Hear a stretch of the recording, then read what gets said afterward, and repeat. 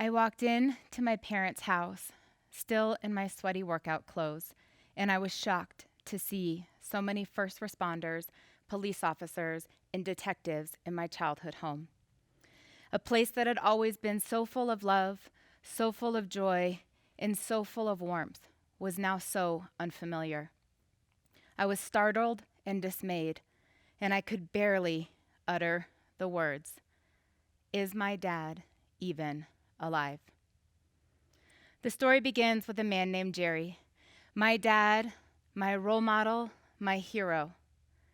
My dad was an all-star athlete, keynote speaker, and very successful man. He was hardworking, he was driven, and he was known for doing the right thing. My dad was incredibly selfless. Whether we were at the bar having cocktails and he was the first to give his seat to someone else, or after a long day at work and a long commute home, he always came in the door and asked how everyone else was. I can still hear his voice. "How was your day, Lore?" Anyone that knew my dad knew that he was logical and thought out. When it came time to make decisions, he would bring out the yellow legal pad, put a line right down the middle, pros on one side, cons on the other, carefully weighing in the opinions of others before he made a decision. Most of all, my dad was incredibly modest. He was full of integrity and he never wanted to be the center of attention. Even in the most limelight moments of his career, he put others first. The story took a turn in 2013 when my dad was diagnosed with Parkinson's disease. He battled this disease for many years, but the last 2 were the most challenging. In the beginning, we saw bad moments, a small tremor, or we witnessed what we would learn to call brain fog. By the end, we were managing his symptoms with cocktails of prescriptions, holding on to the good moments. We longed for just one more dad smile, just one more smirk. I remember as a little kid, even before I could drive a car, we would have difficult conversations. My dad was the philosopher. I'm the debater. When we would talk about legal euthanasia, he would say to me, "Lauren, people don't make their dogs suffer. Why do they make their loved ones?" My dad had made it clear that if his disease robbed his quality of life, he did not want to live. My dad had a DNR, do not resuscitate, a MOST form which tells medical personnel to not administer CPR in the event of an emergency, as well as a living will. I remember one day a life insurance agent came to the house to assess my dad's quality of life and ultimately if he could function independently. They asked him to complete very simple tasks. Get in and out of a chair, put on your shoes, butter a slice of bread. Not only were these tasks incredibly challenging for my dad, they required a massive amount of effort and they put him in significant pain to try to do. Even when the assessor determined my dad's poor quality of life and that he required full-time care, his end-of-life options were still denied. I remember one day we were driving home from one of our daddy-daughter luncheons, and he asked me to pull into a parking lot of a lake nearby the house. He said, "Laura, do you know why Robin Williams took his life?" I said, "No, Dad. I thought he was depressed." He said he was very sick and no doctor could help him. There were so many moments and memories that I wanted to share with my dad, including him walking me down the aisle in just a few more months. But I chose to put my needs and wants aside in order to truly understand how he wanted to live and how he wanted to die. I chose to listen selflessly. January 17th, 2020 is a day I will never forget. I had just finished teaching my group fitness class and I realized I had a missed call from my stepmom. I knew right away something was wrong. She would never have called me at that time. As quickly as I could, I returned the phone call and I was surprised to hear a detective on the other end. He asked me to identify myself, and most of the conversation is a complete blur. But I heard these harsh words: "Your dad shot himself." I fell to the ground. Fortunately, my very best friend was with me, and she drove me 25 minutes to my parents' house. It felt like eternity. When I walked in the door, I was overwhelmed with the amount of police officers, first responders, and detectives in my childhood home. While I was trying to process what happened, my stepmom was across the way. She's only 4'10" and 95 pounds. She had these mittens on her hands. And while we were awaiting the gun residue results, tears streamed down her face. I realized they were treating her as a suspect. This triggered me to ask the question, was my dad even alive? The answer we got was anything but expected. He's in surgery. What? Surgery? No! We had the DNR form. We had the most form. My stepmom screamed. We knew we had to get to the hospital. We had to intervene. This was not what Dad wanted. As we braved the hospital doors, my brain raced. I remember thinking, was this an accident? Is he in pain? What exactly am I supposed to do right now? My stepmom grabbed my hands. Her eyes pierced my soul, and she said, "This is the last thing we can do for your dad."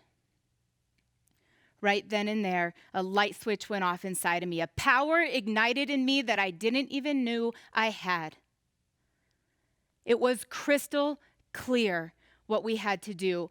We had listened to Dad's wishes over the years, and we were 100% on the same page. Dad's final fight was up to us.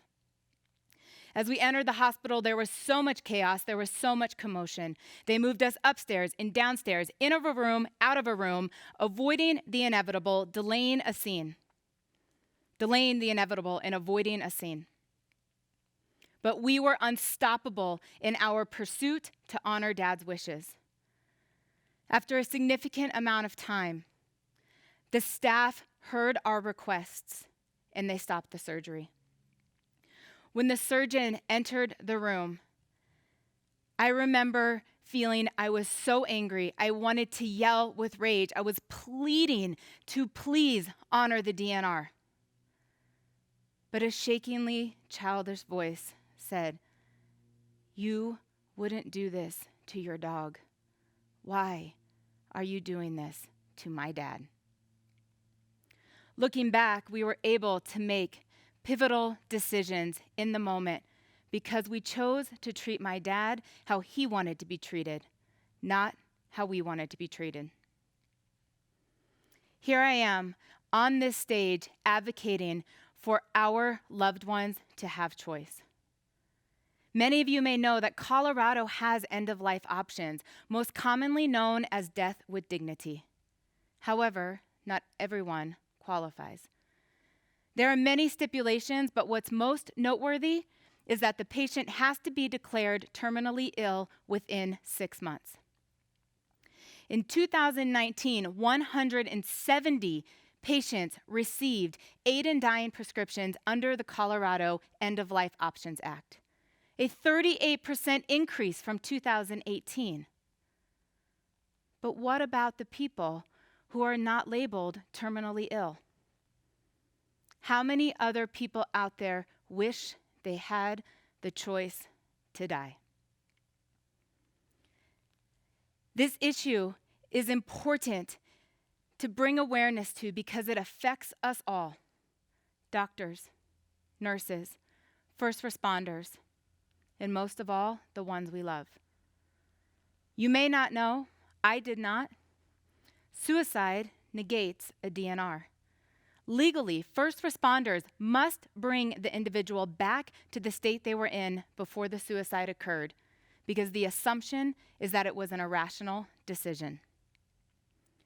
Even though my dad thought he had done everything right, and even though we were honoring his wishes, he still was not being treated the way he wanted to be treated. How long does suffering go on before we think differently? I have been described as a catalyst for change, and my invitation to you is 3 simple steps. The first is to listen selflessly. So often we go through life thinking we know what's best, and it's imperative we listen to what others have to say.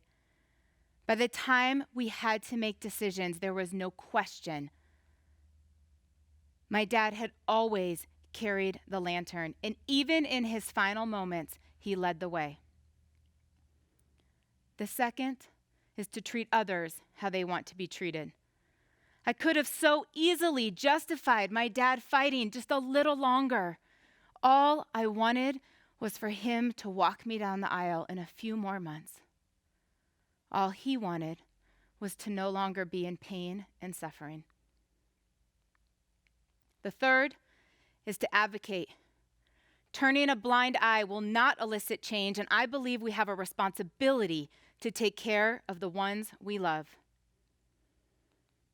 Right now, I shared with you one of the most challenging days of my life, as well as the simple steps that I believe can help.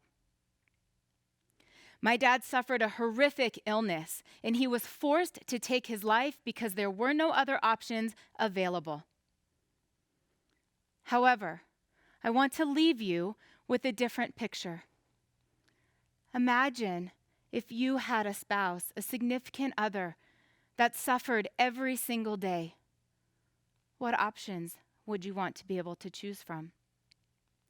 Imagine if you had a parent who was in chronic pain, who could barely get in and out of a chair, put on their shoes, or butter a slice of bread. What choices would you want available?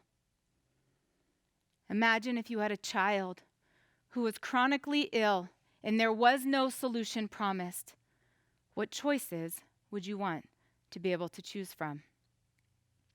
I believe that no one should make the choice that my dad had to make, and I encourage you to speak up so that there are choices readily available when we face our end of life.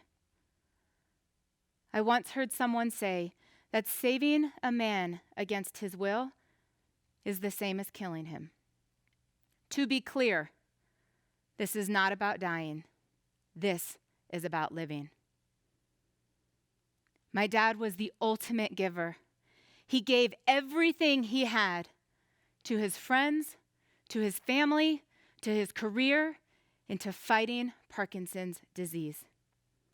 Even when he viewed himself, when I think of Shel Silverstein's book, The Giving Tree, even when he viewed himself as the old stump, he continued to give. He gave his courage, he gave his legacy, and he gave his dignity.